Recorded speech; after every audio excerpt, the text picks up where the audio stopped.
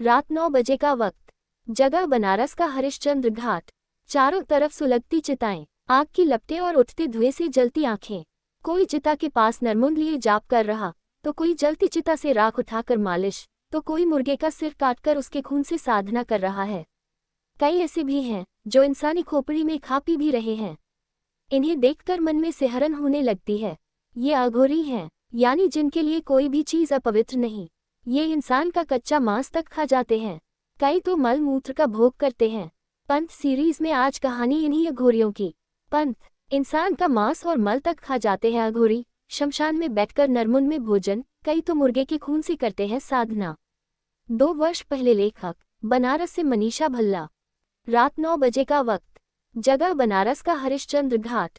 चारों तरफ सुलगती चिताएं, आग की लपटें और उठते धुएं से जलती आंखें।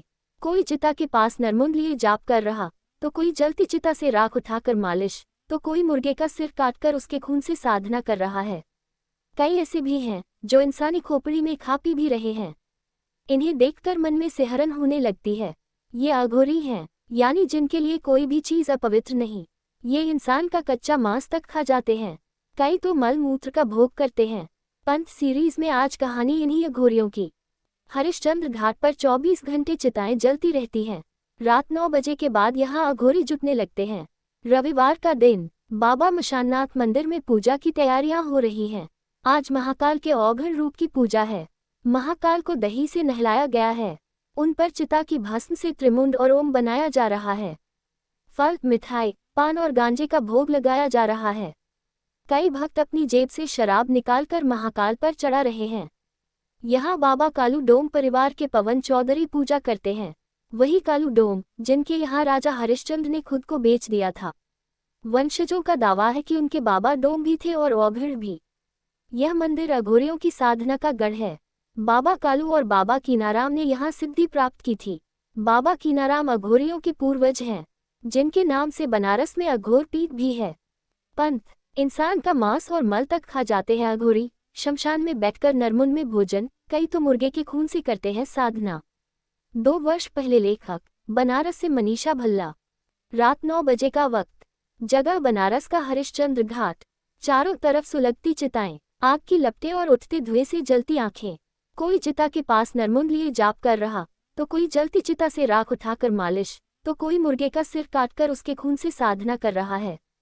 कई ऐसे भी हैं जो इंसानी खोपड़ी में खा पी भी रहे हैं। इन्हें देखकर मन में सिहरन होने लगती है। ये अघोरी हैं, यानी जिनके लिए कोई भी चीज़ अपवित्र नहीं। ये इंसान का कच्चा मांस तक खा जाते हैं। कई तो मल मूत्र का भोग करते हैं। पंथ सीरीज में आज कहानी इन्हीं अघोरियों की। हरिश्चंद्र घाट पर 24 घंटे चिताएं जलती रहती हैं। रात 9 बजे के बाद यहाँ अघोरी जुटने लगते हैं। रविवार का दिन, बाबा मशाननाथ मंदिर में पूजा की तैयारियां हो रही हैं। आज महाकाल के औघड़ रूप की पूजा है। महाकाल को दही से नहलाया गया है। उन पर चिता की भस्म से त्रिमुंड और ओम बनाया जा रहा है। फल, मिठाई, पान और गांजे का भोग लगाया जा रहा है। कई भक्त अपनी जेब से शराब निकालकर महाकाल पर चढ़ा रहे हैं। यहाँ बाबा कालू डोम परिवार के पवन चौधरी पूजा करते हैं। वही कालू डोम जिनके यहाँ राजा हरिश्चंद्र ने खुद को बेच दिया था। वंशजों का दावा है कि उनके बाबा डोम भी थे और औघड़ भी। यह मंदिर अघोरियों की साधना का गढ़ है। बाबा कालू और बाबा कीनाराम ने यहाँ सिद्धि प्राप्त की थी। बाबा कीनाराम अघोरियों के पूर्वज हैं, जिनके नाम से बनारस में अघोर पीठ भी है। बनारस के बाबा मशाननाथ मंदिर में शिवलिंग पर शराब चढ़ाते हुए अघोरी। पवन कहते हैं, अघोरी और डोम का जन्म जन्मांतर का नाता है। किसी अघोरी को तब तक सिद्धि प्राप्त नहीं होती जब तक डोम का बच्चा उसे बांध से 5 बार मारता नहीं। डोम ही अघोर साधक को शमशान में जरूरी चीजें उपलब्ध करवाता है। डोम ही हैं जिन्हें अघोरी साधकों के तमाम ठिकानों की जानकारी होती है। एक डोम के जरिए ही अघोरी से मेरी मुलाकात हुई। उन्होंने हमें हरिश्चंद्र घाट पर बने एक होटल में बुलाया। 40 साल के धनंजय रमेश पक्की मुंबई के रहने वाले हैं और 5 साल से अघोरी हैं।